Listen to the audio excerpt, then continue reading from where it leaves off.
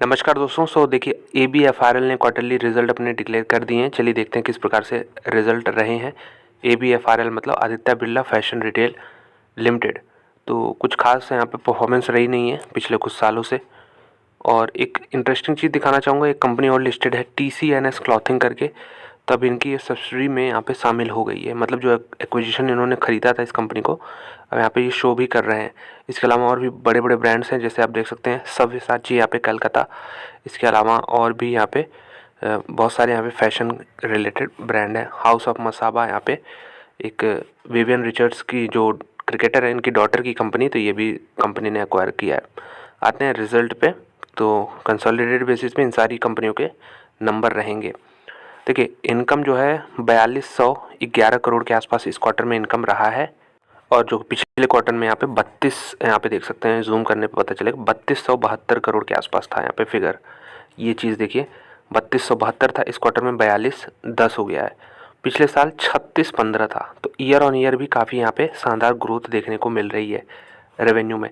लेकिन इस कंपनी के लिए प्रॉब्लम रेवेन्यू का नहीं रहता था, इस कंपनी के लिए प्रॉब्लम रहता था हमेशा कि इनके खर्चे हमेशा ज़्यादा बढ़ते थे और प्रॉफिट होता नहीं था। तो इस बार भी वही चीज़ है यहाँ पे देखिए खर्चे 4300 के पहुंच गए हैं, जिसकी वजह से कंपनी को लगभग 85 करोड़ का यहाँ पे नुकसान हो गया है इस क्वार्टर में, 85 करोड़ रुपीज़ का। और पिछले क्वार्टर में हालांकि 229 करोड़ का नुकसान था, और एक साल पहले यहाँ पे प्रॉफिट था, थोड़ा सा ही 17 करोड़ का ही सही, लेकिन प्रॉफिट था। तो यही दिक्कत अभी भी मेंटेन है। Quarter on quarter result improve जरूर किए हैं, लेकिन ईयर ऑन ईयर काफ़ी ख़राब रिजल्ट देखने को मिल रहा है। और नेट प्रॉफिट मतलब नेट लॉस भी आपको यहाँ पे दिखा देता हूँ। कंपनी को जो नेट लॉस हुआ है वो अराउंड 78 करोड़ रुपीज़ हुआ है, 78 करोड़। पिछले क्वार्टर में 179 करोड़ था, एक साल पहले 15 करोड़ का प्रॉफिट हुआ करता था कंपनी को। EPS नेगेटिव में अभी भी है 0.81 का, और एक साल पहले यहाँ पे 0.16 का पॉजिटिव EPS था। तो जहाँ कंपैरिजन आप कुछ कंपनियों से करेंगे, ट्रेंड जैसी कंपनियों से करेंगे, तो आपको लगेगा कि मतलब आदित्य बिरला फैशन रिटेल कर क्या रहा है। मतलब इतना समय हो गया इसको अलग हुए बिजनेस को, लेकिन कुछ डिसेंट रिटर्न भी अभी नहीं देखने को मिल रहे हैं। तो ट्रेंड जैसी कंपनी आउट परफॉर्म कर रही हैं, वहीं ये कंपनी जो है स्ट्रगल कर रही है। इनके खर्चे ही ज़्यादा रहते हैं, रेवेन्यू तो बढ़ जाता है लेकिन खर्चे काफ़ी ज़्यादा निकल जाते हैं। तो ये दिक्कत है यहाँ पे। तो अगर मैं शेयर प्राइस आपको दिखाऊं तो यहाँ पे कितने पे 243 243 पे यहाँ पे क्लोजिंग हुई है। और इसमें देखिए यही होता है, स्टॉक जो है यहाँ पे एक्सपोनेंशियल ग्राफ आपको यहाँ पे इस तरह का देखने को नहीं मिलता है। इसमें हमेशा ऊपर नीचे ही होता रहता है और कुछ रिटर्न्स जनरेट होते नहीं। यहाँ पे अगर आप यहाँ से ही चार्ट देखें अक्टूबर से, तो ये देखिए ऊपर जाता है, फिर यहाँ पे नीचे आ जाता है, फिर ऊपर जाता है, फिर नीचे आ जाता है। तो यही सीन है। और लॉन्ग टर्म में भी ऐसा नहीं कि कोई इम्प्रूवमेंट है। ये देख सकते हैं कि यहाँ पे जब से पूरा बिजनेस अलग हुआ है 2018 में आसपास लिस्टिंग हुई है यहाँ पे, उसके पहले हालांकि हुई है 2016 में। तो यहाँ पे देख सकते हैं कि किस प्रकार के रिटर्न्स जनरेट किए हैं। कंपनी ने कुछ भी रिटर्न जनरेट नहीं किया है। कोविड में फिर यहाँ पे शार्प फॉल देखने को मिला, फिर यहाँ पे ये रिकवरी ज़रूर मिली। ये चीज़ ट्रेंड लाइन इसको फॉलो कर रहा था काफ़ी समय तक, लेकिन फिर यहाँ पे ब्रेकडाउन देखने को मिला, डिसाइसिव ब्रेकडाउन, और फिर ये नीचे ही इसके आ गया। तो अब भी एक यहाँ पे रिकवरी जारी है। अगर आप यहाँ पे बनाएंगे इसको तो यहाँ पे ट्रेंड लाइन एक बन के तैयार हो जाएगी इस तरह। हालांकि ये अभी चल नहीं रहा है कर्सर, लेकिन स्ट्रेट लाइन यहाँ पे इस तरह एक तैयार कर सकते हैं। तो ये ट्रेंड लाइन को फॉलो कर रहा है। रिजल्ट वीक है, और एक्सपेक्टेशन अगर देखें तो 0.21 का यहाँ पे था, उससे तो कहीं नीचे आया है।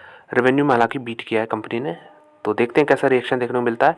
और अगर हम ब्रोकर लोग का यहाँ पे फोरकास्ट यहाँ पे देखना चाहें, तो जो ब्रोकर लोग हैं उनका जो टारगेट निकल के आ रहा है वो 226 रुपये, यानी जो करंट प्राइस है उससे 7% नीचे। तो कुछ ब्रोकर लोग भी यहाँ पे पॉजिटिव है नहीं। एक ने कहा है 274 तक जाएगा और एक ने कहा 176 तक जाएगा। तो दो ब्रोकर के बीच में 100 रुपये का डिफरेंस यहाँ पे देखने को मिल जाएगा आपको।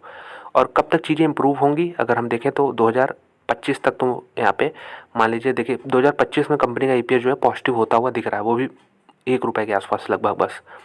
तो ये चीज़ें अभी 2024 में भी यहाँ पे नेगेटिव EPS रहने का अनुमान है।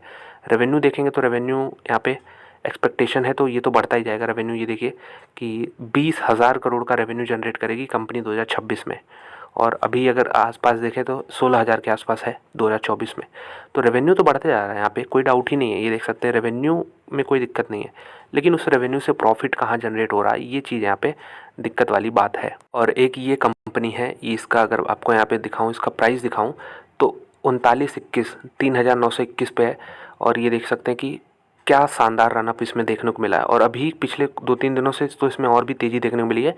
ये जब रिज़ल्ट आए हैं, ये रिज़ल्ट देख सकते हैं कंपनी के, यहाँ पे पॉजिटिव में ही है, EPS 10 का आया है। क्या शानदार कंपनी ट्रेंड बन चुकी है, ऑलरेडी काफ़ी महंगे वैल्यूएशन है, तो मेरे ख्याल से अब खरीदना समझदारी नहीं होगी।